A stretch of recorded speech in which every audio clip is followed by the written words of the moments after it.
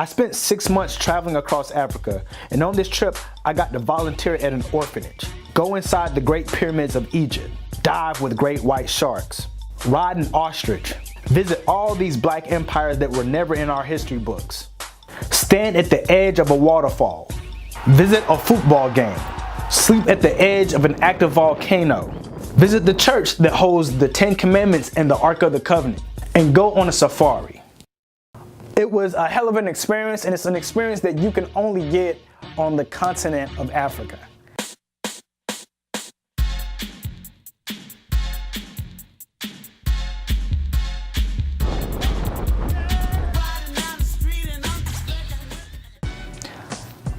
My name is Denaris.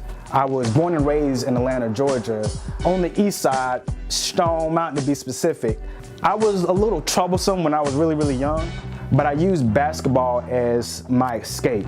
I was hooping from the time the sun came up in the morning until the sun went down, every day, non-stop. I played basketball growing up, AAU, school ball. It was one of the best things that happened to me because it taught me discipline, how to work within a team, taught me willpower, and most importantly, it kept me out of trouble. In the 90s, my parents split, and when that happens, you immediately feel the impact of going from 2 incomes to 1. We went from being comfortable to being broke. So naturally, we didn't have money to go places and travel, etc. I'm one of those guys that rarely got to leave the city. As of today, I've been to over 50 countries, so people assume that I've been traveling my whole life, but they don't realize that I didn't get my passport until I was 25 years old. My yearning to make that connection with Africa started when I was really young. I grew up in the age of hip hop where the rappers and the whole culture was a lot more conscious. All my favorite rappers rapped about Africa, and they wore these African medallions. That made me want to learn a lot more about Africa starting at a very young age. Now, when I graduated from high school, I went to Georgia Tech. And going to Georgia Tech, for me at least, was a huge culture shock because I went from this high school that was 99% black to going to a college that was predominantly white and had a lot of international students. So it took me a while to adjust. Growing up on the east side of Atlanta, we really didn't have that much interaction with people from other cultures. And so I'll never forget my freshman year, my roommates were straight from Pakistan. You know, a lot of people in my classes, they were from all around the world. And so I would get in conversations with these people and ask them about the countries that they're from, and then also ask them about some of the countries that they visited. And that really motivated me to want to travel. It was the first time that I had heard about all these places that the media considered to be dangerous, and if you go there, all these bad things are going to happen. And these guys were like, yo, no, my country's beautiful. If you come there, you're going to experience all these amazing things. It was my experience at Georgia Tech that really opened my eyes to want to travel. Now, when I graduated from Georgia Tech, I eventually got a job for a small software company, and my immediate mindset was to save money to travel. And so I did everything I could to live far below my means so I could travel. Even though I could afford a decent car, I ended up getting this car that had 270,000 miles already on it. I mean, that thing was constantly on its last leg, but I had that car for 5 years. And that allowed me to save money because I didn't have to pay a car note and all that stuff. I didn't buy any expensive jewelry. I didn't buy any expensive clothes. When smartphones came out and everybody was rushing to get iPhones and all these new smartphones, I still held on to my flip phone. So I was that dude in the club trying to get girls' numbers with a flip phone.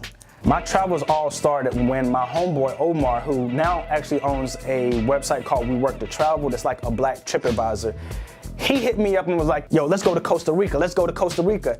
And at that time period, I had never even heard of Costa Rica, just to be completely honest. I had never heard of Costa Rica, and so I gave him every excuse not to go.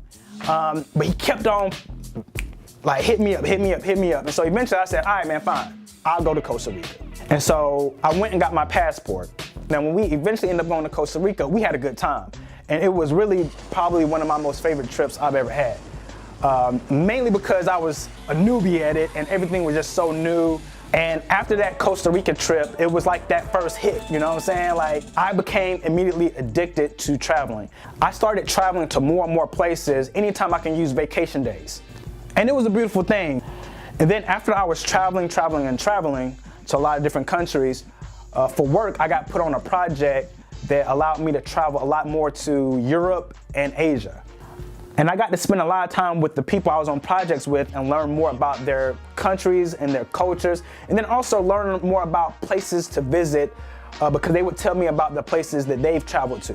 I was able to learn about other people's cultures. I got to learn about the way people think outside of America. And then most importantly, I felt like traveling helped me grow as a person. Traveling, not to be confused with vacationing, but traveling to me helped me grow as a person tenfold. I went from this guy that was very closed-minded, a little rough around the edges, to, now I'm not sure where I am on the spectrum, but I'm far away from where I used to be.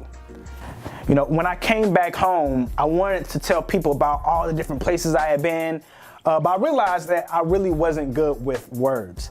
And so on a whim, I went out and bought a DSLR camera, and I was going to teach myself videography, even though I knew absolutely nothing about videography. When I travel, I stay in hostels where I meet people from all around the world who are on trips that last 6 to 12 months. I like the concept of a long extended trip, and I promised myself that I would do it one day, but if I was to do it, it would be on the continent of Africa, where I could learn more about my roots and our history. So I started saving money for 5 years to do this gap year, even though I never really thought I was going to be able to do it. After putting money away for several years, I made the decision to take a sabbatical and travel across Africa for 6 months. I traveled with just one backpack on me, and within that backpack it had all my shoes, all my clothes, and I also packed a DSLR camera, a GoPro, and a tiny drone because I wanted to film my whole experience while I was in Africa. And the journey I took, I started in South Africa and I backpacked all the way up to Egypt. I went from city to city, mostly taking buses. I would take what they call chicken buses sometimes. Even sometimes I would hop in car with total strangers. Sorry, Mom, if you're watching. I know that sounds crazy, but in Africa, everybody, for the most part, looked out for me. And I felt comfortable with doing things like that, basically. And that's the best way to get to know a culture sometimes, is interacting with random people, going into their neighborhoods, asking people questions, and people were always normally very, very helpful and very willing to share their culture with us, especially of the diaspora. That trip completely changed my life. Africa exceeded expectations beyond comprehension. The love I felt on the continent was something that I did not anticipate, and it's something that I can never really truly explain into words. I started Traveling Truth because I wanted to share all the different things that I learned and continue to learn within Africa and also the diaspora. I wanted to create this platform to share the Africa that I experienced, but also share things to do and also travel tips in each country. I'll continue to travel to Africa and also the diaspora as I'm filming a docuseries, but this time I'm not just filming by myself, I'm coming with a really talented crew.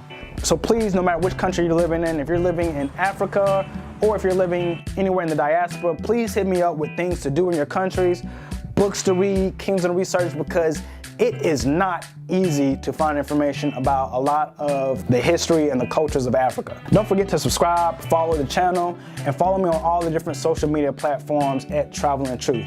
And I'm out this piece.